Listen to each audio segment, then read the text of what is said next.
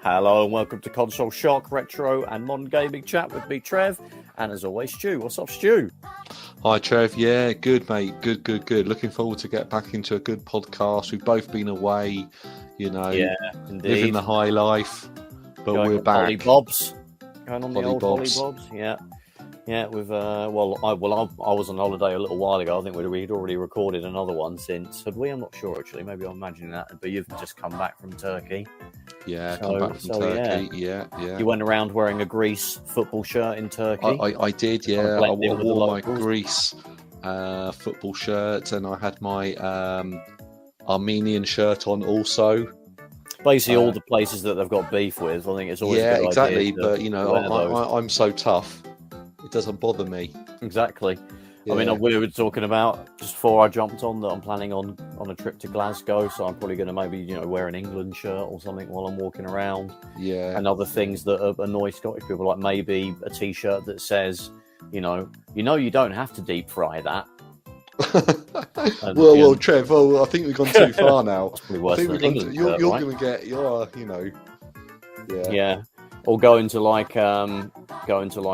chip shop and say, "Oh, do you mind if I not have that deep fried?" You'll be like chased out of town with pitchforks. Do you do a nice boiled fish? Have you got any salad? That would be boiled fish, yes. To be fair, I actually like deep fried stuff, so yeah, I'm all for who it. doesn't like deep fried stuff? Have you ever had a Glasgow salad? That's chips, isn't it? It's actually a thing, yeah. It's just a big giant kebab. It's a giant, like several varieties of kebab in like a big platter. Oh, I thought this came the up irony the other is day. there was no salad at all. It's just pure meat. Yeah. Oh, I thought Glaswegian salad was like a big plate of chips. I think that is an element to it, but I think it's got kebab meat, and there might actually be some little bits of salad, but it belies the name. Doesn't really, you're not getting a salad. Let's put it that way. So, yeah, exactly. Beware. It's like a Glaswegian kiss. It is. You're not getting a kiss. No, it's kind of being deep fried, really. Exactly. What's going to happen to you, my friend? So yeah. Anyway, enough about holidays, because some of the people that listen to the podcast, probably most of them, to be honest, probably can't afford the sort of stuff we can on our little middle class, office jobs that we do. So hence all the buying the old games consoles, and I just bought a Neo Geo. Actually, no, I never bought it. Actually, I bought a Neo Geo TV. No. What was the last retro thing you bought? Oh, it's a good question. Not counting the PC that you bought recently, but no, it's probably games for the PC. Yeah. So it's probably I talked about last time. So lots of sort of retro games on DVD for the PC. So retro as in 15 to 20 years ago type games. So like 50p. CX. Yeah, exactly. Exactly. Not a lot of money. Nice one. Well, one game I did buy recently, just to get us kicked off right into the meat of the podcast. It's been a while, but I actually bought FC24 for the old that Switch. must be brilliant. Would you get that on the PlayStation 5? Do you get it on the Xbox Series X, or what? Do you get it on the PC? Close. What system? Close. What system do you get it for? Got it on the old Nintendo. It's the Switch. The Switch is kind of like a PS5, really, when you think about it. It's like a PS5, but with no power. It's like a PS5, but just a mobile phone inside it, and it's just playing mobile, I guess. It's like an Amico, basically level of power. But yeah, I heard it was going to be they were finally going to make a real version of FIFA. Well, it's not called that anymore, of course. It's FC whatever now. FC24. FC24, and because it's like Le Mans, you see, The main game mode in it is you have to play a 24-hour game of football. That's why it's called that. You don't believe me, do you, Stu? I don't. No. I don't. And believe rightly that. so. I made that up. It would be an interesting mode though. That would be if they ever did that. You almost could do it for a charity thing, couldn't you? I'm going to play. It's when they 24-hour game do of things football. like also it's old Sports Relief, and they play a Yes. football game for 24 hours, Yeah. and then you sort of you go onto it and go, oh, let's go live to the football game, and there's like Alan Shearer just walking around the pitch with a football, and it's actually they think they've made something a good idea, but it's the worst idea. Yeah, it's just the term "playing a football match" is loosely applied. I think there, isn't it? Really. But yeah, so obviously, there's been FIFAs on the Switch. There was, it started off with 18, which was pretty good because it was, the first one on the Switch. It was basically, I got it. It was basically kind of the 360 version of FIFA, which wasn't, a huge downgrade then in 2017. We were still kind of just coming out of that era of, those sort of games being sort of built first for those. The PS4 had been out for a little while, but the jump wasn't so great really then. But then they brought out 19, which I also bought, which had some minor improvements. And then after that, they basically gave up, didn't they? I mean, I always found it funny to watch the Switch review on IGN, and every year they did it, and they just repeated the same thing, and it got worse and worse every year. And I thought, oh, here's the FC24 review of FC24 review on IGN, and it was the same. It was, there's a few improvements. It's got the Frostbite engine now. They were really harsh on it, like really harsh on it. What were they? I mean, they were harsh about it, and a lot of it was, the cutscenes are all jumpy and that they're not great, and playing the football on it doesn't feel as good. It's very slow. I mean, what's your take on it, Trev? What's your take? Well, I mean, IGN went sort of had a bit of a downer on it, but Nintendo Life, which is a Nintendo focused site, probably the best one out there. They were quite positive and gave it 8 out of 10. Saying it was the best FIFA game that's ever come out on a Nintendo system. So obviously we had those legacy editions that we just touched upon, where they don't change. They haven't tried to upgrade the graphical, the engine in any way, the graphics, the physics, all of that stuff, the technology behind it. It's just the same FIFA 19 basically with updated kits. So just really, so the Karens can buy their kids at Christmas because they won't really care. They get to play as, the Barcelonas and the Paris Saint-Germain and all that stuff. But this is the first time. It was interesting when they said, no, we're actually going to make a proper version. We're going to try and port the PS4 version of the game, which the Switch probably, could have had a lot earlier. It's kind Obviously, of in terms of power, isn't it? It's kind of in that no man's land a little bit between like a 360 and a PS4. So I always thought that you could, dial a few things down on the PS4 engine. The Frostbite obviously runs in, and you'd be able to play it fine. And it's pretty good.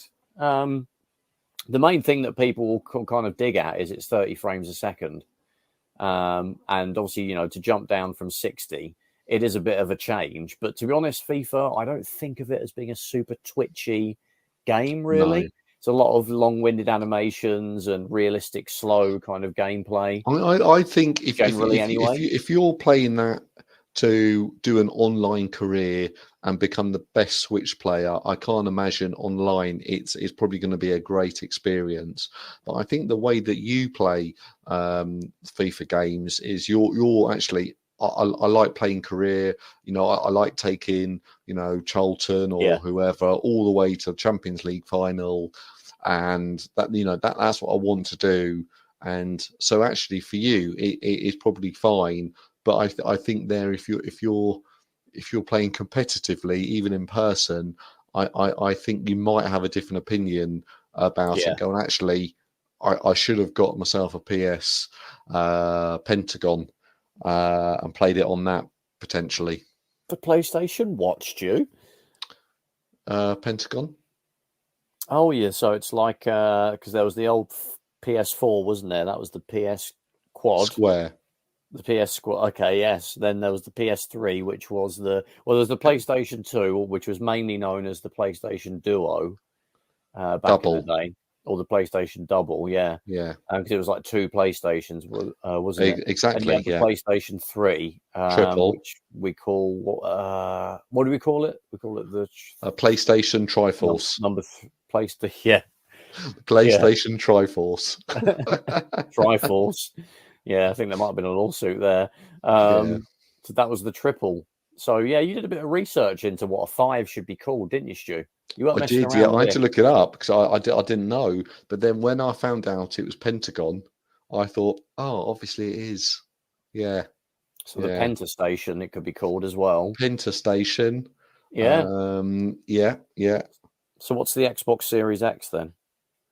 The Xbox Series X, I don't know really. The Xbox 720.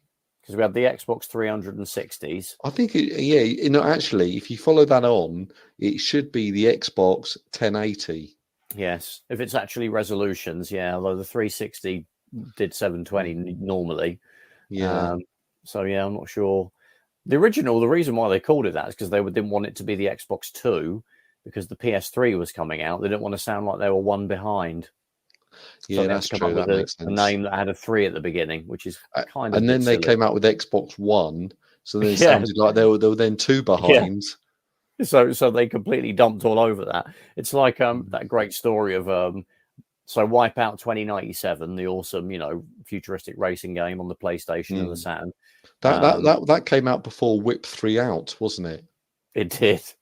Before Whip 3 out. Actually, remember the first Whip 3 out? Looked like Whip 3 out, that font that they used, didn't it, a little bit? But yeah, that was called Wipeout XL in America, and the reason was because Americans wouldn't understand that what Americans would think there was where the previous 2096 games that came out then. Why is it called Wipeout 2097? They wouldn't understand why it was called. That was the year, as opposed to the actual. Yeah. So yeah, that's kind of dumb, like marketing sort of things that happen. Anyway, that was a big segue. But back to FIFA FC24. So yes, you're right. What you were saying, it's probably not one you're going to play competitively. Maybe against other Switch players online, perhaps. I don't think there's cross-play on it anyway. But yeah, I was just I just play career mode, and it's obviously a huge upgrade. I've been playing, on my Switch or on my my Steam Deck, I was playing FIFA 22 for a long time, and that's fairly close to what you're playing on the Switch now because that's kind of that PS4 era.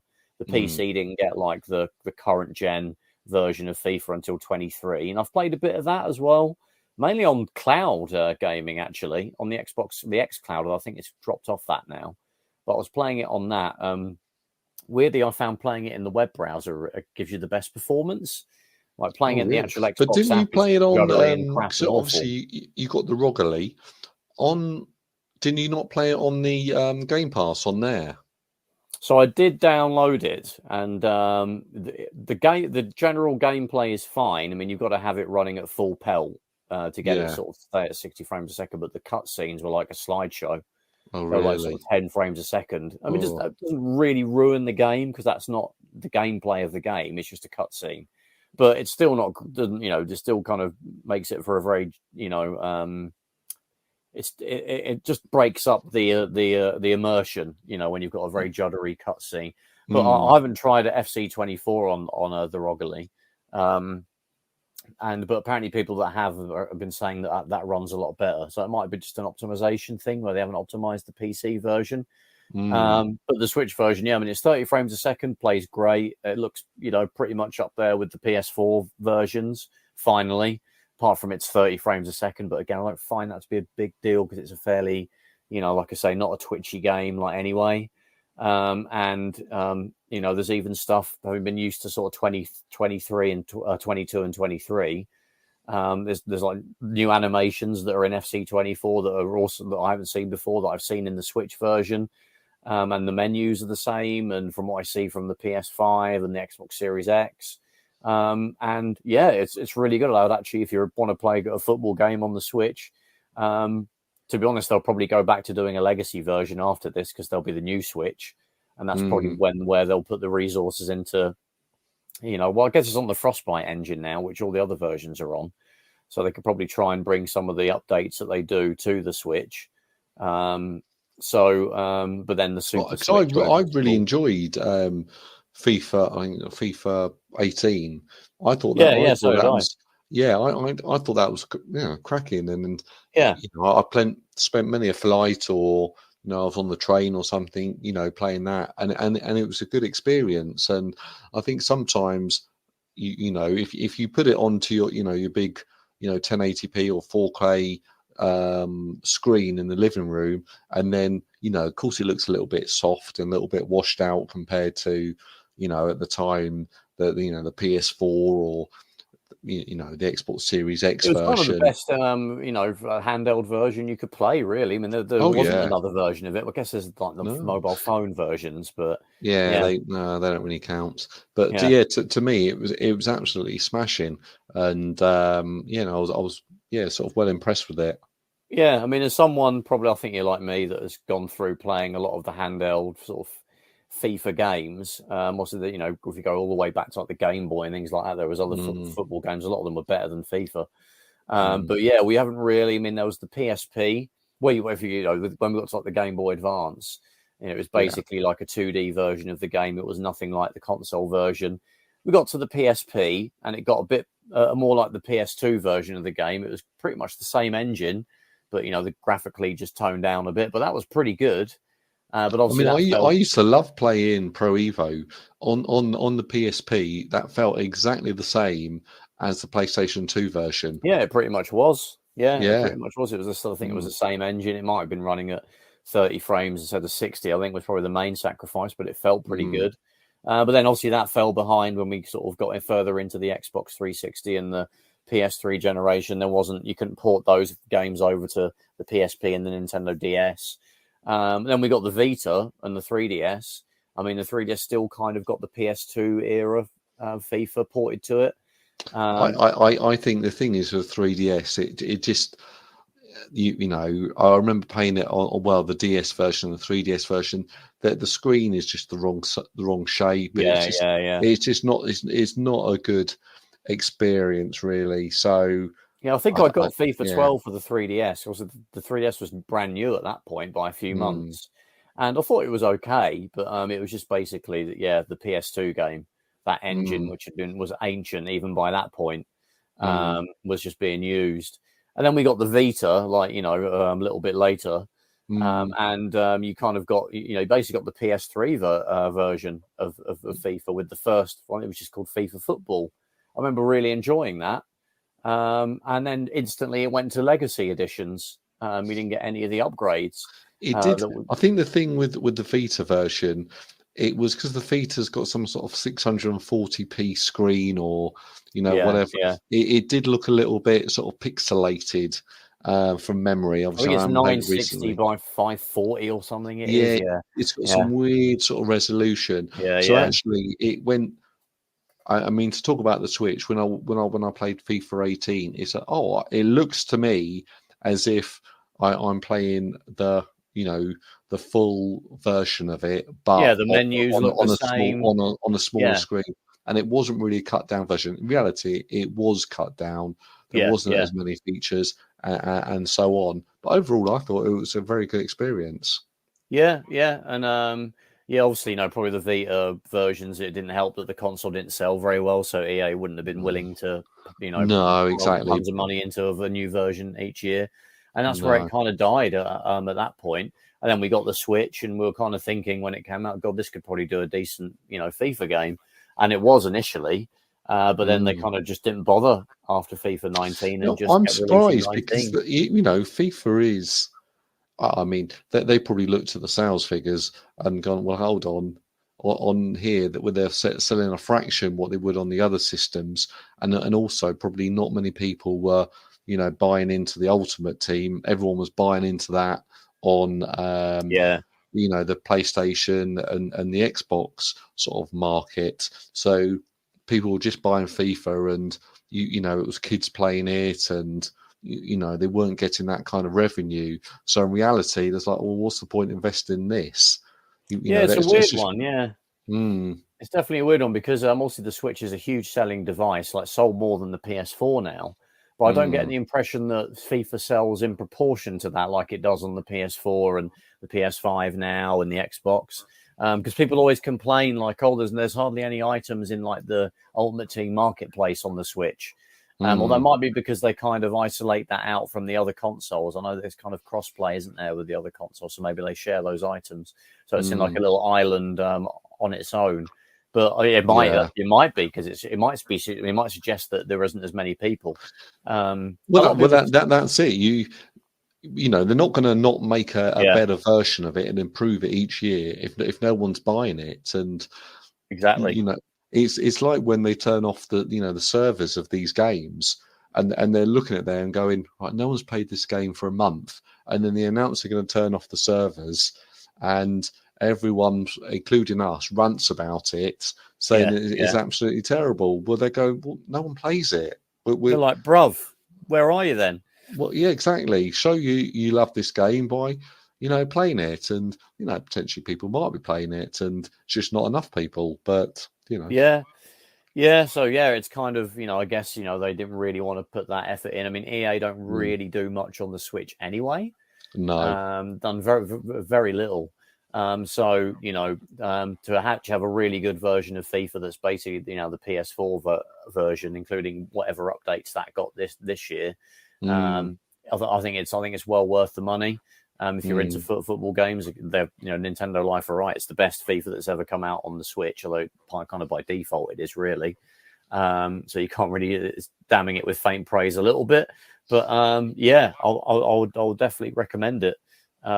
If anybody's thinking is it another legacy edition? It definitely isn't. It's looks graphically it's a lot better. Also, temper your expectations. It is the Switch we're talking about. You're not going to get anything like what the PS5 version is, but it's in that ballpark now in terms of feature set and what you can do and how it plays. So I would definitely recommend grabbing it. It's a lot of fun, and the 30 frames a second, probably the biggest down point for it. But I don't think it really is a big, like I said, it's a game that doesn't necessarily get, is a huge. It's like an FPS where it really is a big down point. To have one in 30 frames a second, FIFA's a lot more, nowhere near as trigger happy and twitchy. So you can deal with that. You'll get used to it, and it's just great being able to play that version in the palm of your hand, especially on like a light, a tiny device. So yeah. So Trev, I wanted to ask you what you think about the Penta Station Medium. Oh God, yeah, the Penta Station Medium. I can't really call it me. I can't really call it a mini or a slim. Well, it is a little bit slimmer. It is a bit smaller, but I wouldn't say it's mini. Yeah, I mean, you're paying more money basically for less features, really. You don't get you got to stand with the PS5, didn't you? The original. Apparently so, to stand it vertically. Yeah, I haven't got one, so I don't know, but I think he did. Now you have to buy that separately. And obviously you can get the version without the disk drive, but you can add that in later, but it's more expensive than just buying the version with the disk drive. It's more expensive generally than the previous edition, which you can still get. And it's not really any smaller, but it's like an inch or something shorter when it's stood vertically, but it's still a chunk of a system. But yeah, I mean, it doesn't really interest me in buying one. What about you? Well, I'm the same actually, because it was almost a little bit sort of. I thought that they're coming out and they were doing all these great deals on the PlayStation 5, the original SKU, the slightly larger one, and they were sort of charging I think $399 and 410 with a game. So I thought actually these are really good sort of propositions here. And then they've announced a slim or the smaller model or the medium one, and you get a slightly bigger hard drive in there, and it's a bit smaller, and it basically it costs more. and yeah. it's like, well, hold on, we're now getting more for less, and that's why I was a little bit sort of frustrated about it, and I think, okay, they made it smaller, and actually the size issue is not a real big deal. And I know, Rich from Review Tech, he's come out, and other people have gone, it's hardly smaller. They're not selling it as the PlayStation 5 Slim. It's just it's a redesigned model. I believe it's not called the Slim. Yeah, exactly. It's not even called that. Yeah. It's we've had it out for 2 years. We've redesigned it, and it is smaller, but it's not. Here's the Slim or the Super Slim. It's a smaller model. I mean, the one good thing is, if your disk drive fails, you can now very easily replace it. Yeah, that's the only real benefit, to be honest. Yeah, that's a good thing. And Richard Linneman, I was listening to the Richard. You combined Richard Ledbetter and the love child of those two. Let's just say Richard Linneman. Yeah. That'll cover Richard both Linneman of them. and John Ledbetter. So they were saying, it was Richard Ledbetter was saying on his podcast on the past Digital Foundry that 2 weeks ago he bought the PlayStation 5 for less, with a disc drive, for less than what the PlayStation Medium without a disc drive costs brand new. Yeah. And he's thinking, it sort of makes no sense. And they were sort of talking about, they had some sort of special Amazon day where for the PlayStation 5, he bought Battlefield, I think 2042, for $7.99, the disc version. And if you went onto the PlayStation 5, you could buy the very same version for $69.99. And it was that's just absolutely that's the reason why you buy it with a disc drive.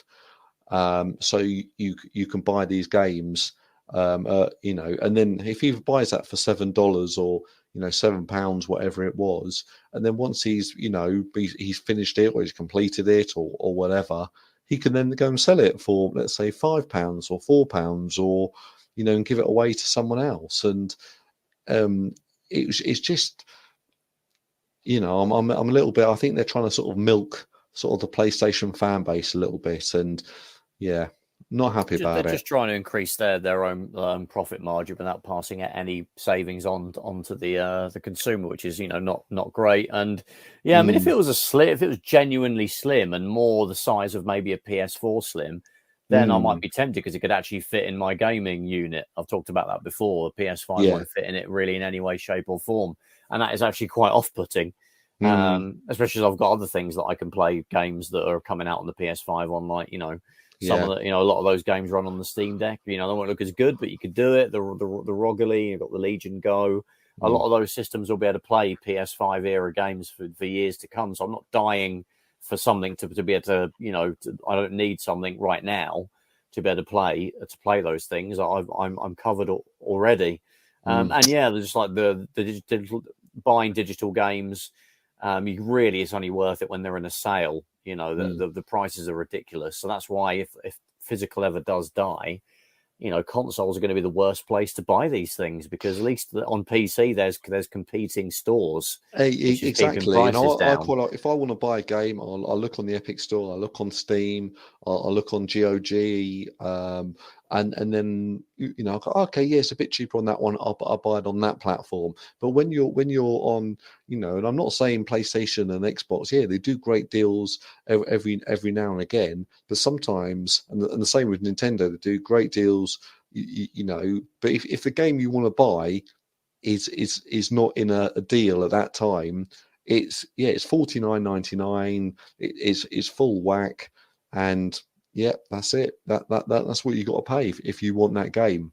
Yeah, and it's like 70 quid. And sometimes those prices don't go down, like you're saying, like a 2-year-old Call of Duty or Battlefield or something. It's still like 70 quid, on a digital storefront, whereas you can pop into CEX and it's like, fiver.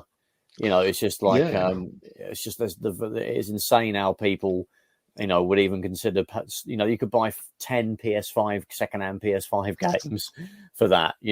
And you can sell them on again later, which you can't do with a digital copy of something. I mean, I've got a whole bunch of Xbox 360, Xbox Marketplace games that I've built up over the years, but I don't think I've really paid more than a tenner for a lot of them. I mean, a lot of them I got for free anyway from Game Pass, from Xbox Live Gold when they were still giving you 360 games. But I mean, I would have a look and see if there was a sale, and sometimes you'd get a digital copy of a game for a fiver. I don't know, they do them on the PS Store as well, but I mean, sometimes they do absolutely great deals on there. We're not, but the issue is that if you buy, the Xbox Series S, or you buy the PlayStation 5 digital version, you've got one shop you can buy games for. That's it. Yeah. There's nowhere else. You've got one choice, and so. If the PlayStation 5 store wants to charge you $59.99 and all your friends are playing that game, and you want to bet, you've got to pay for that. And the fact is that it could be on sale in a shop for £30, or your friend could lend you the whatever. There's lots of different ways, but the whole point here is the lack of competition. So that's what you need to. So that's what's sort of difficult about sort of these consoles. And you might say, oh, you can buy, but it's cheaper on the PlayStation 5 store rather than the Xbox store. But then you've got to invest into two completely different sort of ecosystems. And exactly. you've got, I know I can buy it for, it's half as much on the Xbox, but I haven't got an Xbox. I've got a PlayStation, so it's very sort of difficult to. And if you look at the movie world, and if you want to stream a film, there's 5 different places you can go to stream that film, and they've probably all got different pricing and things like that. And you go on there and go, actually, which one's in 4K, which one's which ones I've got membership for, what's the best pricing, and then you'll download it or rent it based on that. And that's what you don't have with the PlayStation Store, the Nintendo Store, and the Xbox Store. There's no competition within that ecosystem. Yeah, and it might be it could lead to a major sort of decrease in the popularity of consoles if they do ever go fully digital, because who's want to pay £70 for every game when it can't. I know obviously games now are £70 disc, but wait 3 months and to be honest, you could go on Amazon and you'll be able to get it for 50 or 60. I think very few people actually pay £70 for a game. Yeah. Unless it's like, I don't know, maybe Asda or Tesco or somewhere is probably where they can't really discount them as much. But why would you want to do that when buy it digitally when you can go into a shop and do it? But if that factor goes away, and you absolutely have to pay £70 every time for every AAA game until they go on sale, which could be years down the line.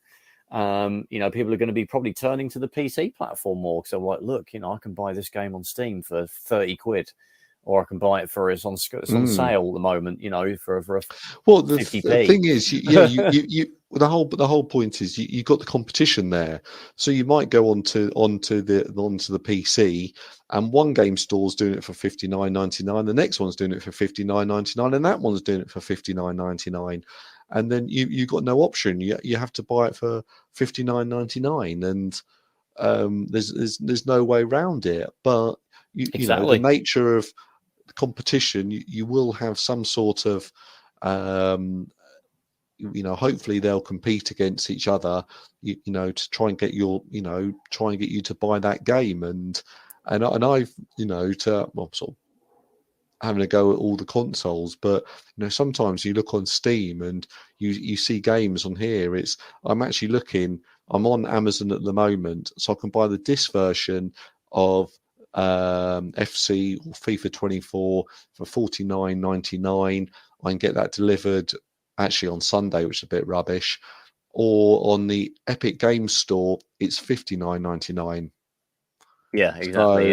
Yeah. So I'm looking at that and going, actually, the PlayStation's doing a better deal than what it is on the PC.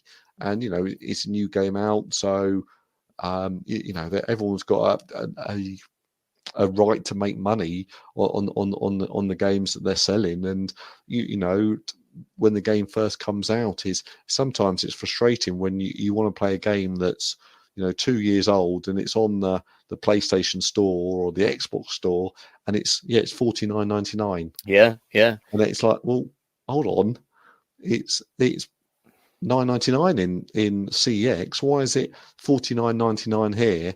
And then you might buy it, and then a month later, it'll be in a sale for $7.99, and you feel like, it's twisting my melon, man. I mean, it's like I think like you might find it will drive people. I've said probably potentially to the PC where you get deeper discounts, but also just the subscription services.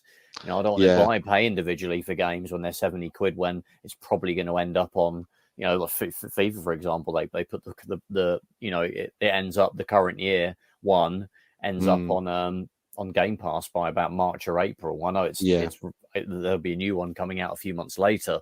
But that's the point where I am. I mean, I know I did buy it on Switch, but obviously that's not going to be available on a Game Pass type service. But certainly the PC version, there's no point in me really buying it because I know I'll be able to just play it as part of my Game Pass subscription in a few months.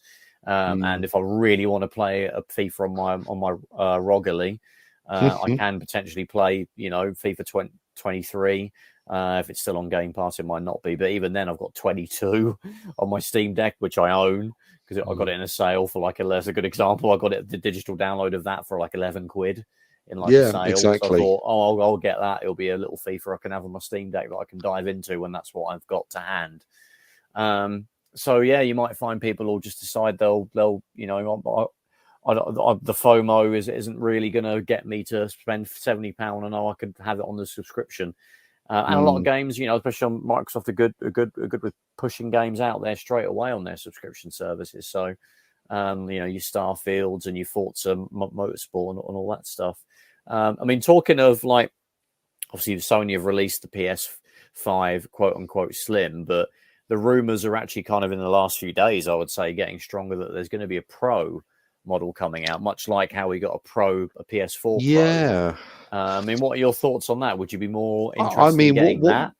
Yeah, so what I've always sort of said is that for me, I like the idea of pro consoles that are coming out with better performance, more storage. I think all these things are great.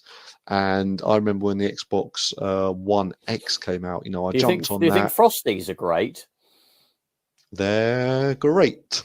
There we go. Yes. But what the point is that actually, they're just going to be priced so high because if you think in the UK, the retail price of a PlayStation 5 is £480. So what the Pro's going to come out at £580, £600, really, £650. So it's and then that's like okay, that's a pretty decent cost there. But I don't think that we're only just starting to sort of actually have PlayStation 5 only games, Xbox Series X only games.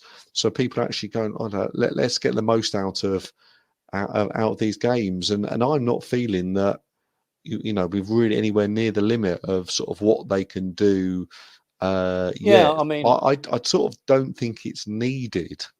It'll be interesting to see. I mean, it isn't really, is it? I mean, there's an argument.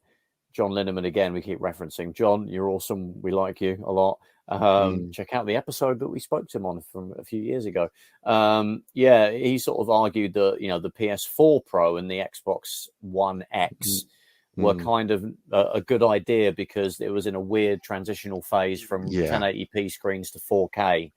And they wanted to be able to have consoles that can pump out 4K images. I know they kind of used, checkerboard rendering and some of the very early, what we now have as DLSS and FSR and things like that have kind of taken over from checkerboard rendering. But in those days, they could produce like a fairly, if a game wasn't native 4K, which not many could be on the PS4 Pro or the One X, they could at least, give the illusion or try and, reconstruct the image so it looks like 4K. Whereas the base models couldn't do any of that. So people benefited from buying their shiny new 4K TVs. They would upgrade to a PS4 Pro to make the most of those. But I think that isn't the case now. No, because when the PlayStation 4 came out and the Xbox One even more, they couldn't, in a lot of cases, they couldn't do 1080p 60 frames a second. You got loads of games that came out and they were like, oh, actually, it's like 900p and it drops below sort of 30 frames a second. It has problems. It needs really they were probably a bit to be optimized. When they came so out. They were underpowered. Yeah. But the PlayStation 5 and the Xbox One, they could have more power. Of course they could.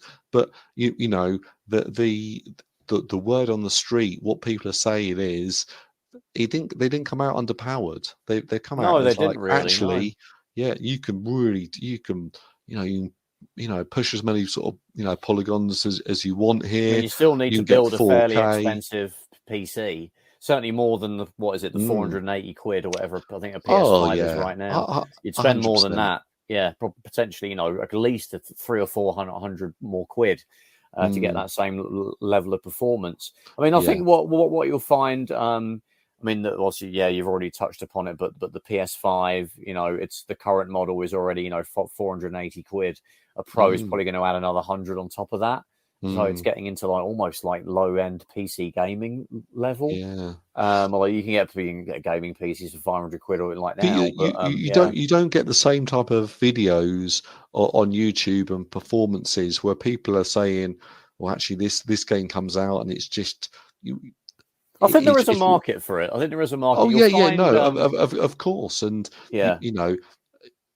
is it worth spending that extra £100? Oh, yeah, maybe. I think it's a harder choice for sure than probably the PS4 Pro was. I mean, you're basically going to get a lot of the PS5 games now. I think they come out with like unlocked frame rates and they use dynamic resolution.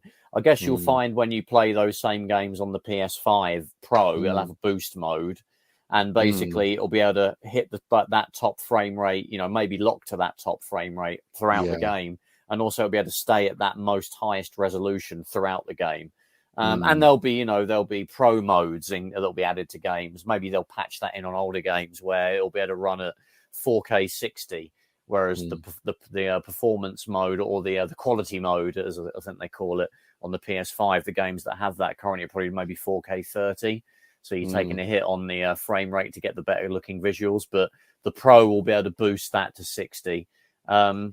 So basically able to run PS5 games at their maximum potential, the current PS5 games to their maximum potential. But, that might not be worth 100 extra quid to a lot of people, right? Yeah, no, exactly. And I just think the cost they are now, I that seems to sort of sit very well with me. And they're already quite expensive, I think, aren't they? They feel expensive. The PS4, it was 350 quid. Everyone thought that was cheap, and it was. And when that came out, obviously you can adjust that for inflation. I guess that's probably about 400 quid, isn't it now? Maybe. Or maybe not. I don't really know. It might be a bit more. But the PS4 Pro, when that came out, that was 349 quid. So I think the Slim dropped to about 280 or something, or 250. So it wasn't a jump that was difficult to swallow. You kind of felt like, unless you really wanted a slim console, and if you didn't have either, unless you really wanted a small console because you're space limited, although the PS4 Pro wasn't that much bigger than the base PS4, you would probably just go for the Pro, because it wasn't that expensive. It was, I'm not saying it's super cheap, but it wasn't that expensive. But yeah, £600 for a PS5 Pro. That's when it's already, it's not a casual choice to buy the regular one, is it? Really? I think, and I've just downloaded at the weekend Forza Motorsport, the new one on the Xbox Series X. That's got a ray trace mode. I think there's like super graphics mode, and I've got it on the middle one, which is a bit of ray tracing, and that feels so good. It looks amazing. I think the performance is really good. I can't notice anything. I think I've seen a little bit of popping on a tree right at the other end of, no way. A track. Delete. Well, exactly. And I'm actually thinking this looks amazing.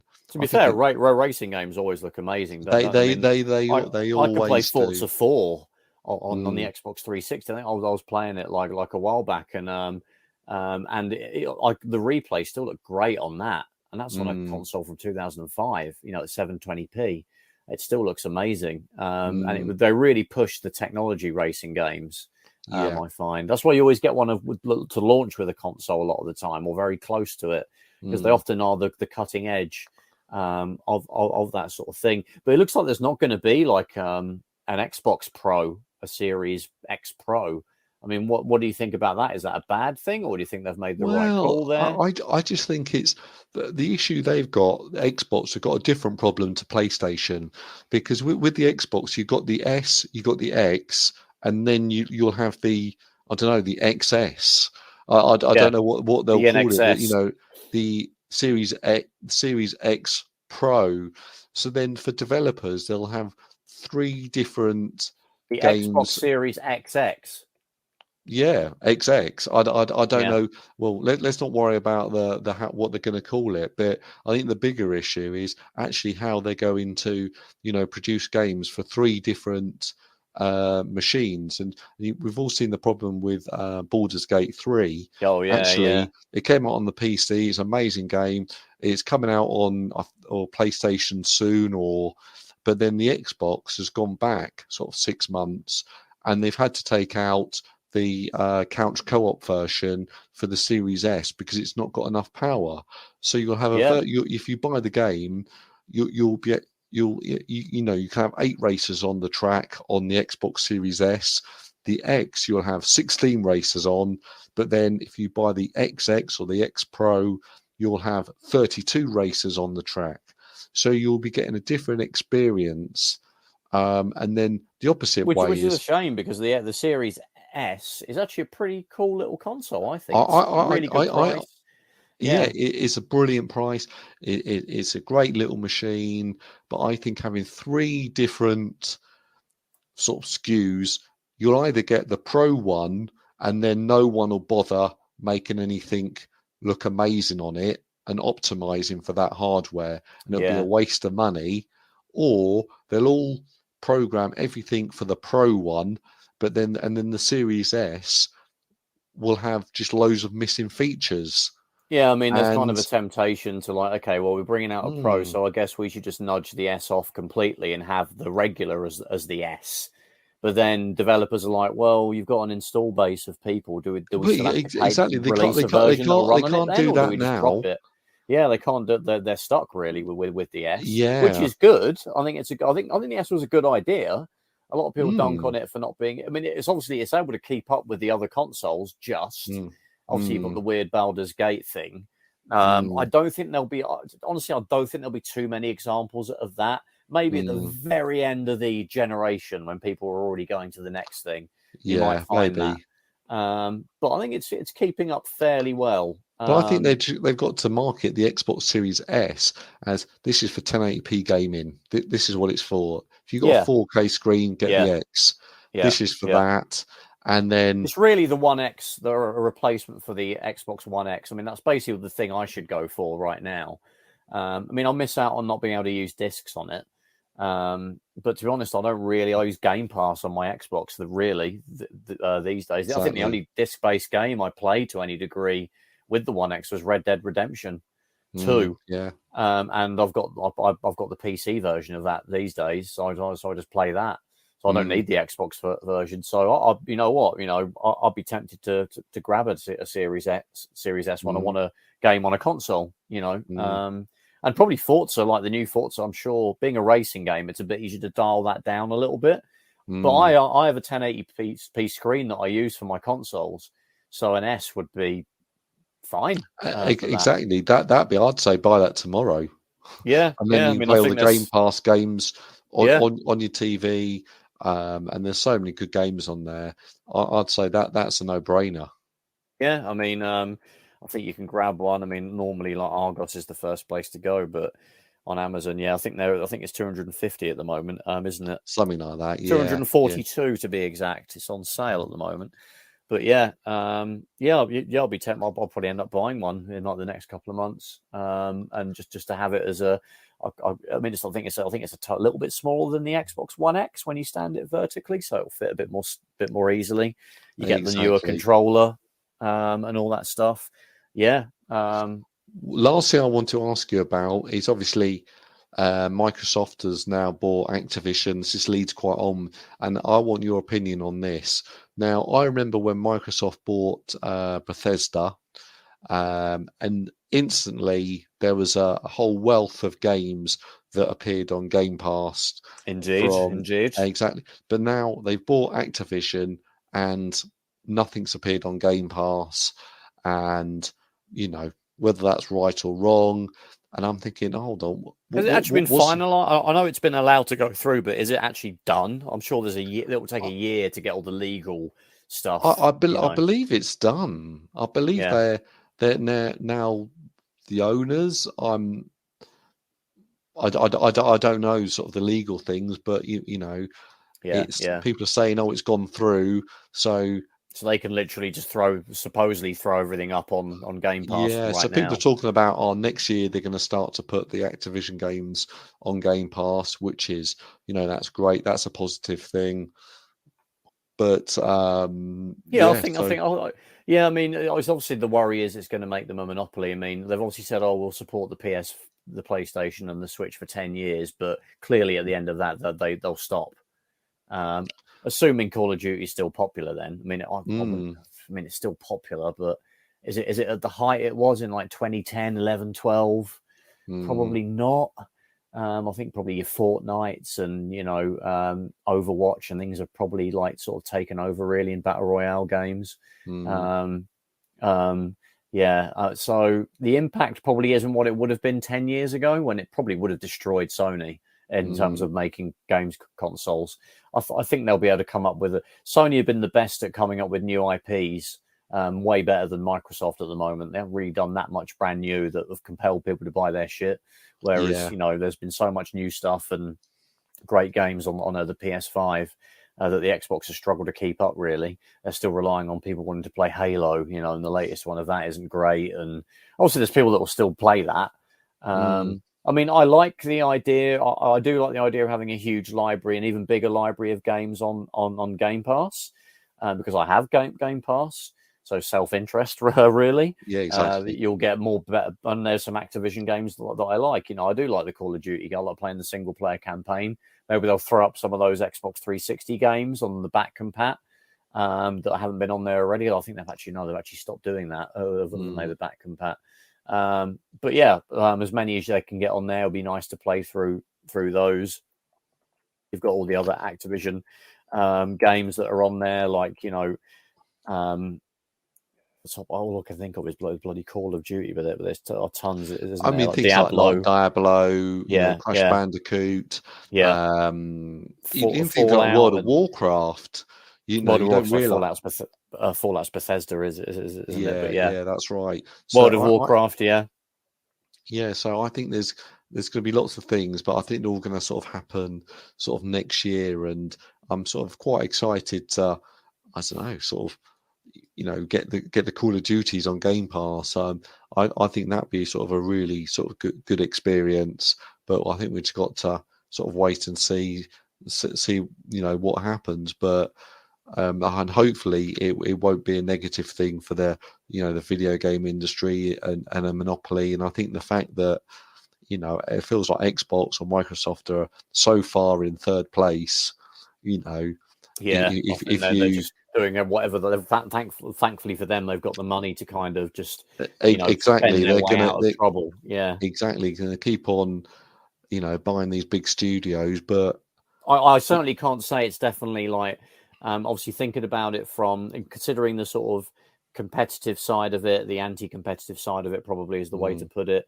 And then you've got the side of the value for money where, in theory, we'll have a bunch of extra games on Game Pass that will make that better value for money. So yay for that. I can't really say if it's a good thing or a bad thing. I'm kind of in the middle with it. I can see the good side. I can also see the bad side. Hopefully, it'll mean Sony will just become more aggressive with coming up with new stuff that will insulate them. I'm not really worried about Nintendo because Nintendo have their own brand of games that I think kind of it makes them immune a little bit to whatever Microsoft do. People will always just buy a Nintendo to play the Mario games. I mean, a lot of people probably go a bit overboard with that and say that's people. The only people that buy Nintendo consoles only do it for Mario, which I think is bullcrap. You know, of course, yeah.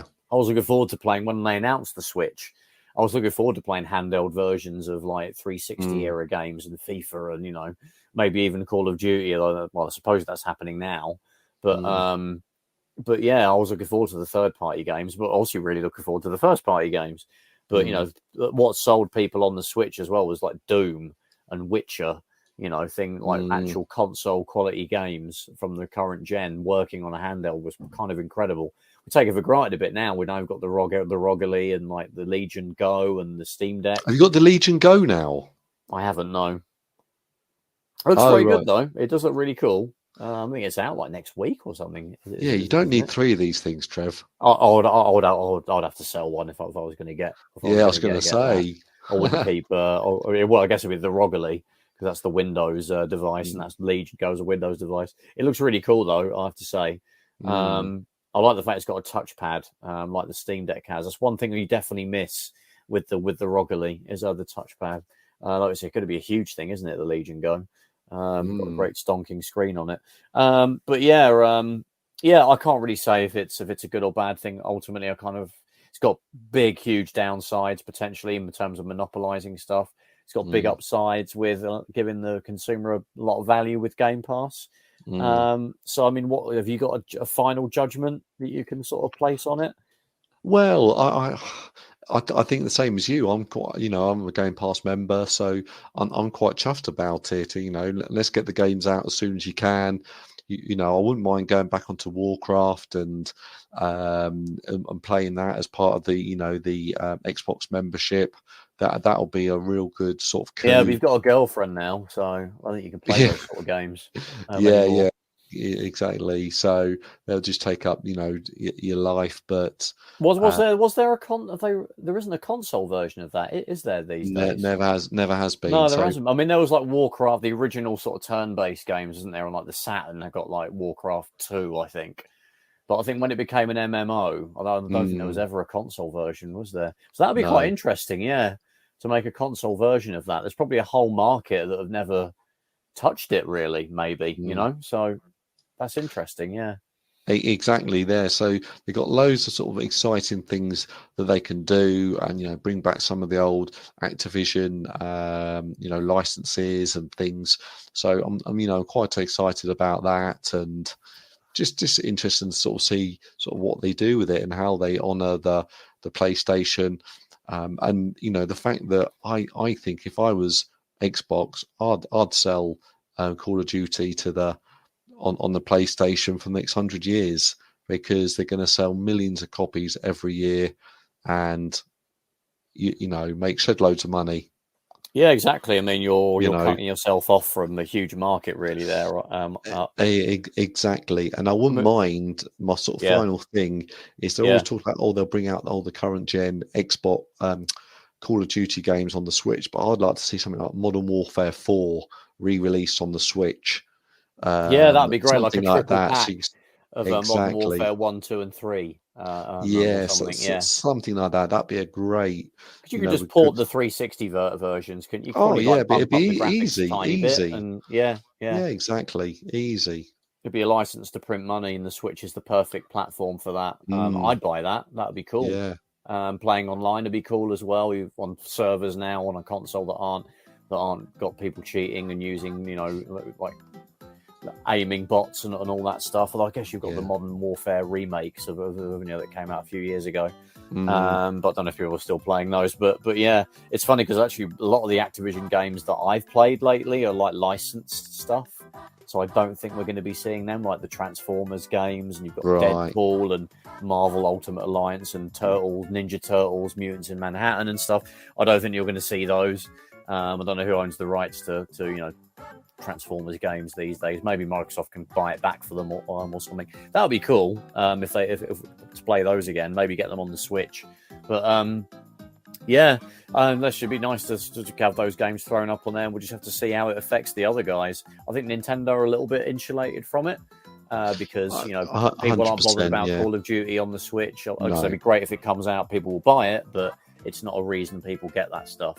But certainly Sony will be a little bit worried. But I think they're pretty good at pumping out, unless they have a Microsoft level drop in innovation, which we saw from Microsoft when you kind of went from the 360 to the Xbox One, really. Probably deeper in the later years of the Xbox One.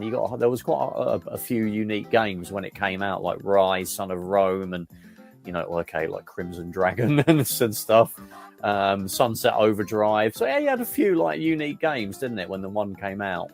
But it just fell off a cliff in terms of unique games, whereas Sony just gone into overdrive. Not Sunset Overdrive, but into overdrive with that stuff. But anyway, where can you find us, Stu? Well, we're all over the internet, so I don't know if that's a good or a bad thing. Depends on how we're all over the internet. You can find us on YouTube. Search Console Shock. You can find us on Spotify, Apple Podcasts. Search Console Shock, and we're on Twitter, and we are on Facebook if you search Console Shock. So please like, share, and subscribe.